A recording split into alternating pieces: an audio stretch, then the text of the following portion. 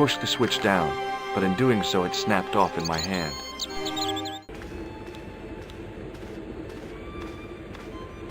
Excuse me. Yes, sir? May I borrow this towel? Sure you can, on one condition. What's that? You keep it away from old Ron. Who's Ron?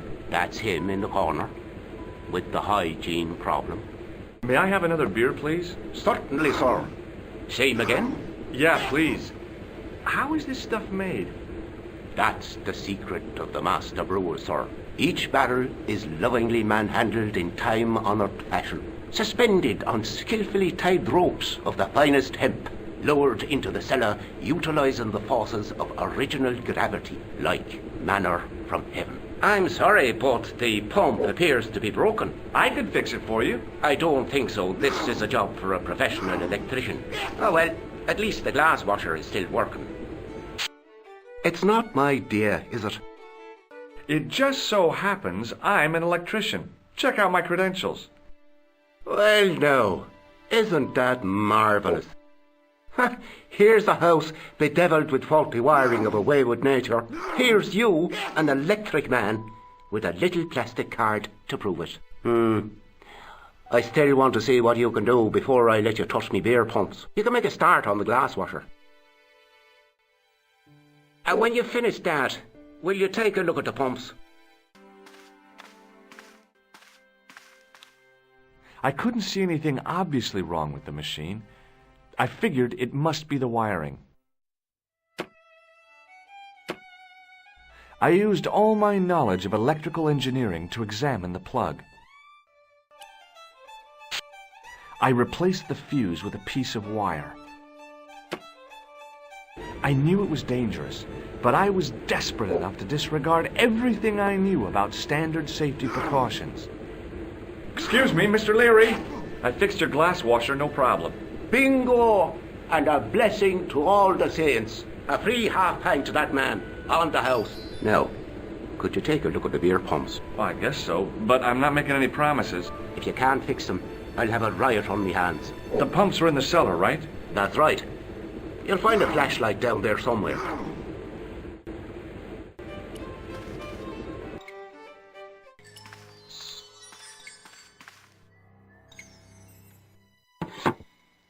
I pushed the lever and heard the grating of metal, but nothing appeared to happen.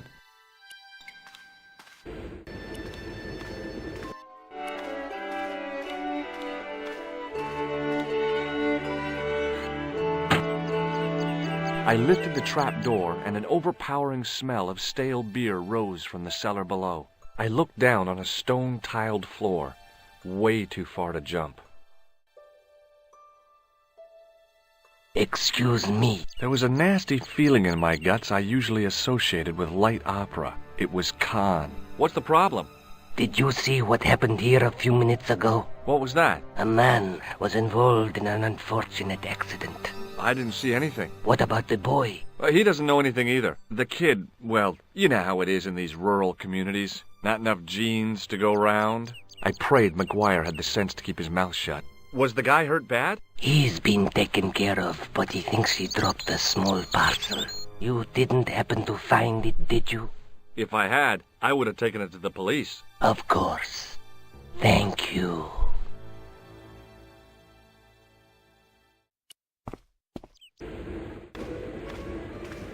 Now I could see. I spotted Mr. Leary's flashlight easily. Then I noticed a flash of light. Something sparkling beneath the open trap door.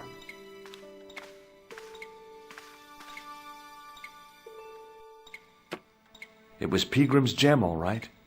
A large, uncut blue stone. I guess I was already under its spell. Did you find it?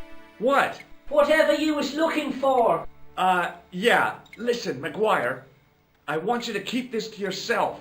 No problemo. Just chuck us up a crate of lager. No way. You're not old enough.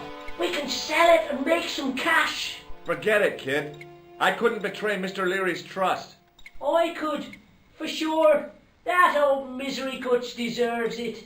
If you want to do me a favor, keep a lookout for that guy in the suit. Okay. but it'll cost you a packet of chips. Oh, and shout if you see that Ferrari.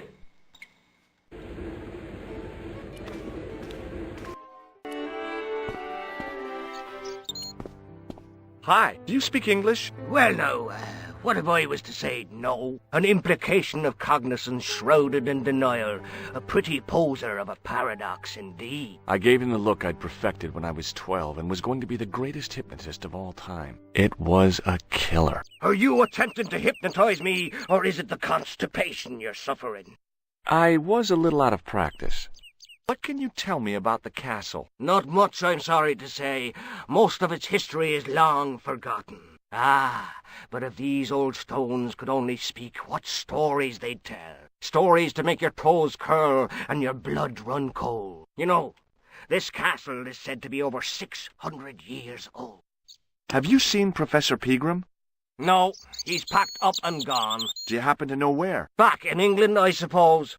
Did you happen to see a red sports car down on the road? I caught a glimpse of a flash of red on the hill and heard the racket. Sure, it was an awful noise. A sports car, you say? A Ferrari, to be exact. A racing car? And what was it doing here? The poor fella must have been lost. The driver of the Ferrari was involved in an accident. Is that so? Yeah, he knocked somebody down outside the bar. What an idiot! How could a thing like that happen? He was traveling too fast. So fast, he ran right under the car? I mean, the car was traveling too fast. But you'd have thought the idiot could have heard it coming. Maybe you know the guy who was hit by the Ferrari.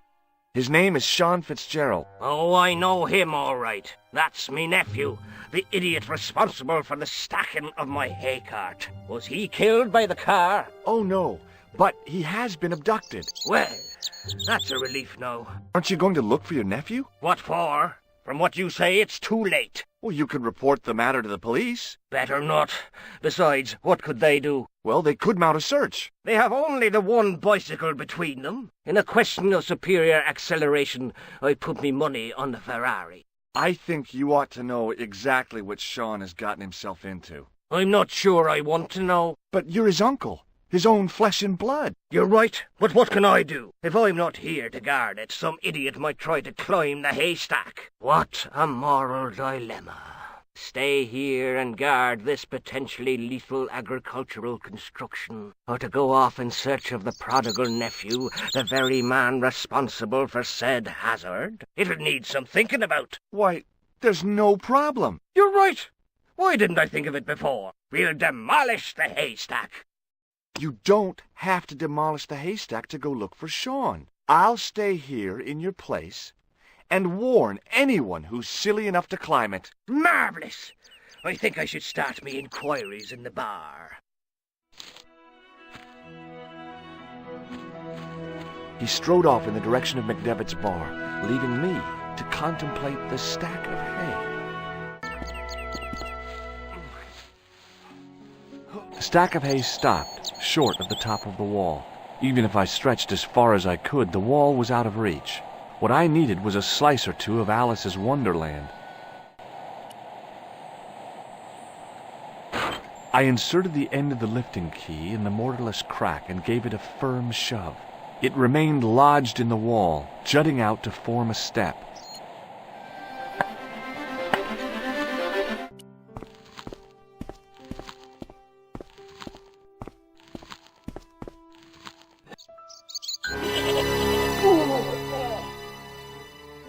The rope by which the goat was tethered had become tangled on the old plowshare.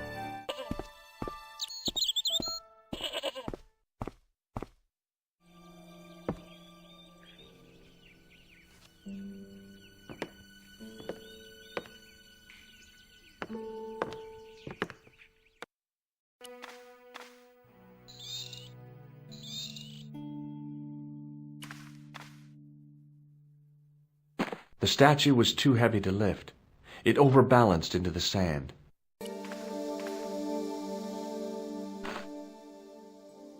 As I swung the stone upright, I noticed it had left a pattern of holes in the sand. I placed my fingers in the 5 impressions left by the fallen stone. It was weird. They fit perfectly.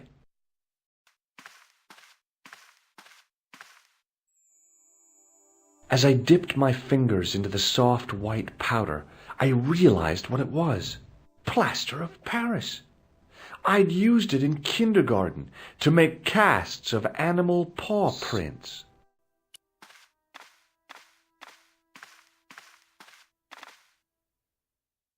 I placed my fingers and thumb into the holes in the wall.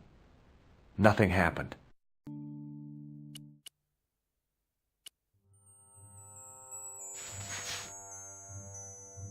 I sprinkled the plaster on the sand until the holes were filled.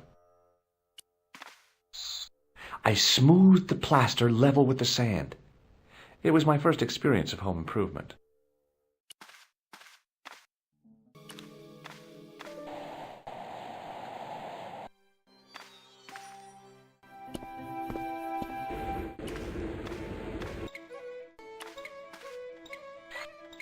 The faucet creaked, coughed, and spewed out a stream of rusty-colored water.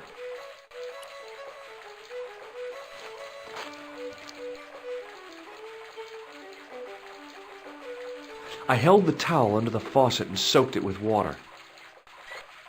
I shut off the faucet as tight as I could, but it kept on dripping.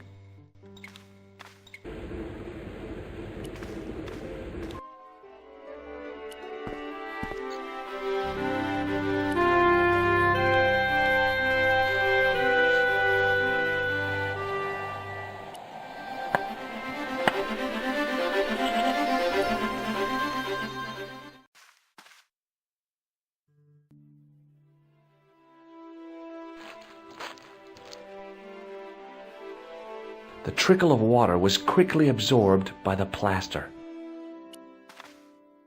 I eased the solid piece of plaster underneath. It had formed a perfect copy of the statue. The hardened plaster cast fitted snugly into the 5 matching sockets. There was a soft thud, then silence.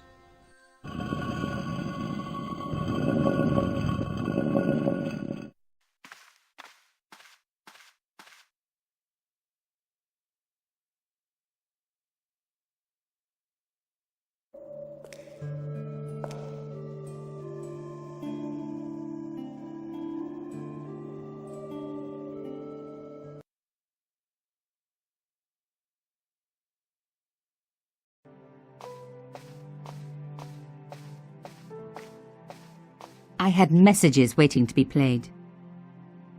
You have 3 messages. Hey, Collard, it's me, your favorite editor. Guess what? I'm gonna give you a second chance. I need somebody to write the TV column. Pays lousy, so what's new? If you're interested, drop by the office. In fact, drop by the office anyway. We have to talk, Nico. That story of yours I spiked. It won't go away. You've made some dangerous enemies out there. Hey, Nico, it's your old pal. I mean, your new pal, George. Whoa, Ireland. It's a whole different country. And I got some amazing news for you. Gem of a story, in fact. Oh, gotta go. Yeah, fella here's got a drink lined up for me. See you tomorrow, Nico. Slàinte.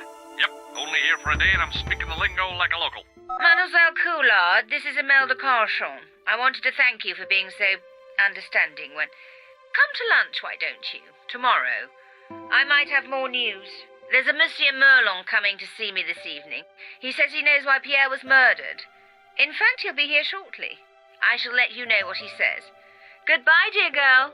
Till tomorrow. Merlin? Oh my God.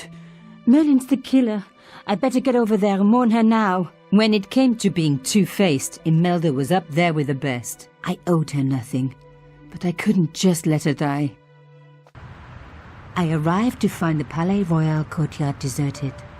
I only hoped that I'd beaten the assassin here. I had to warn Imelda before it was too late.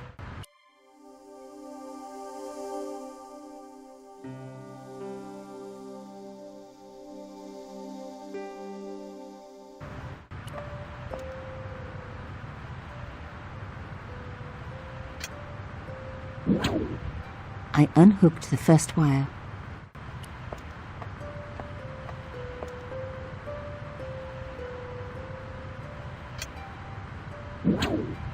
I released the second wire.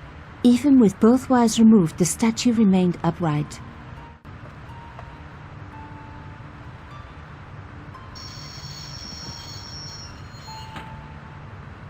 If I could deconstruct this, I could deconstruct anything.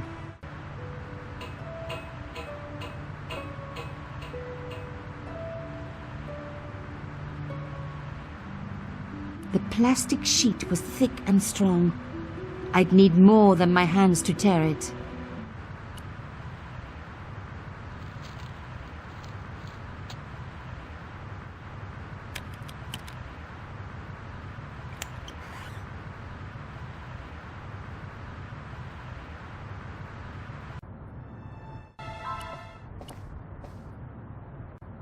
My God, I'm too late.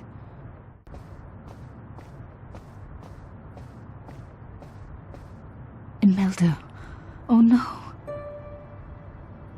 Nico? Don't worry, you're going to be all right. You know that isn't true. It was Merlin, wasn't it? Dressed as a cavalier. Absurd. You came to warn me, didn't you? I must be crazy. Let me see you, Nico. All this time you were just using me. Which one is the real Imelda? You are an extraordinary girl. Thierry would have been so proud of you. You didn't know my father. So like him. Something about the eyes. I wish we'd had time to get to know each other. She was gone. She cheated me, lied to me, used me. But why? Even in death, Imelda looked the same. Beautiful, inscrutable. The Ice Queen alone in her ice palace. I opened it. Inside was a tiny gold key. I took the key. I had to leave. I knew I could never return.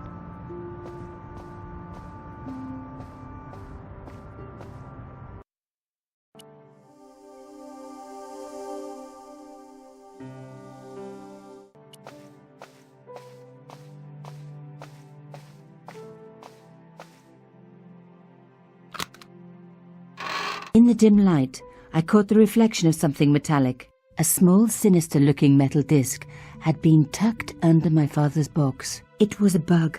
Oh, chère cousine, you left me a little present. You shouldn't have.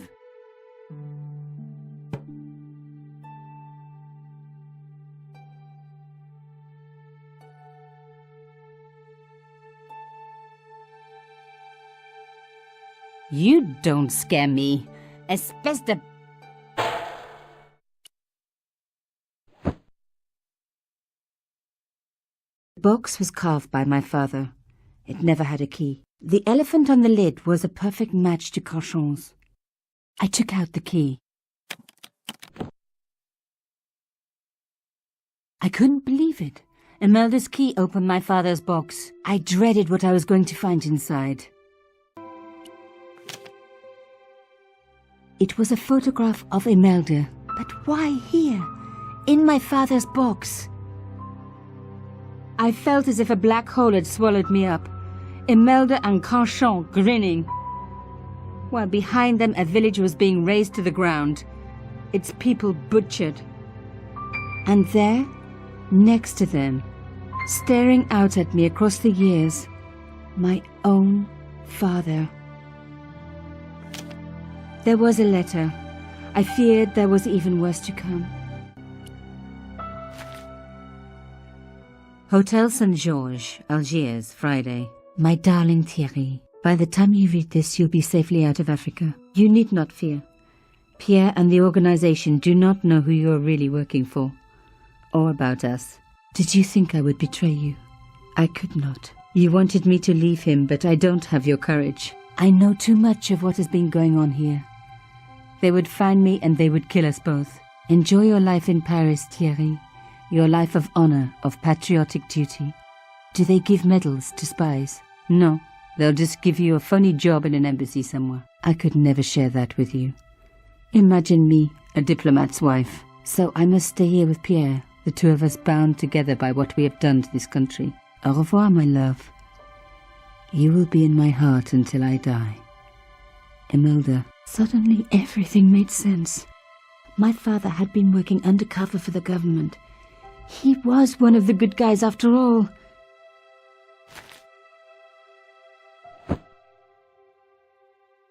He and Imelda must have fallen in love. She'd found out who he really was, so he had to leave. It had broken her heart, but she had never revealed it to anyone. I knew I couldn't either. Whatever he was doing, he'd had good reason to keep it secret. I decided I would respect that and tell nobody.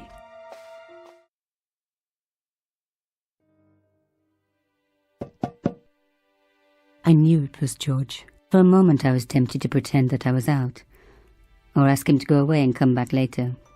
But then... Come in. Hello, George.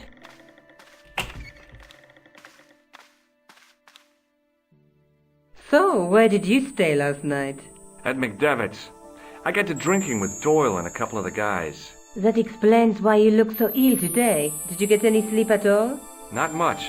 I had to share the room with another guy. Did it snow? Hardly. He was dead. And you say Pigram has disappeared? Without a trace. But my visit wasn't a complete waste of time. Pigram's gem? The Templars' gem. Whoever Jacques Marquet is, he's in for a disappointment. Jacques Marquet? He's the guy who should have collected the gem from Fitzgerald. What are your plans? I want to find out who, what, or where Montfaucon was. All I've got to go by is the name and a picture of a hanged man. I can't sit here all day, much as I'd like to. Okay. Don't forget to look for Lobinot at the Kron Museum. And why don't you see if Rosso has heard anything? Okay. Anything else I can do for you while I'm out? Shopping, a trip to the laundromat? Just take care of yourself.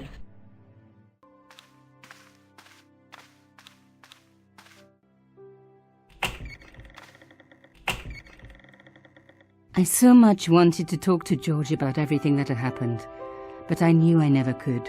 My father's connection to Africa would have to remain a secret forever. His bravery would be known only to the government and to me. Revealing it would just damage his memory. People would take the story and twist it. Before long, he would be the villain and Carchon would be the hero. I know how they do that. I'm a journalist.